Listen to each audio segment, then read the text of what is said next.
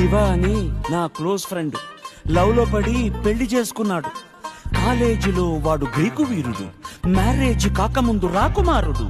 అంతా జరిగి just 1 month కాలేదు, ఎంత మారిపోయాడు గుర్తుపట్టలేనట్టు. పక్క చిక్కిపోయి మంచి లుక్కుపోయి ఫేసు పాలిపోయి జుట్టు రాలిపోయి ఈ దేవదాసు వాలకం దేనికంటే తను దేవిదాసు కావడం వల్ల అంటూ గుక్కపట్టి ఏడ్చాడు, ముక్కు చీదుకున్నాడు. ఒక్క చుక్క మందు కొట్టి ఫ్లాష్ బ్యాక్ చెప్పాడు. పొద్దున్న లేస్తూనే తన అందాన్ని పొగడాలి, మరి ఏ పూట కాపూటే తన ఐ లవ్ యు చెప్పాలి.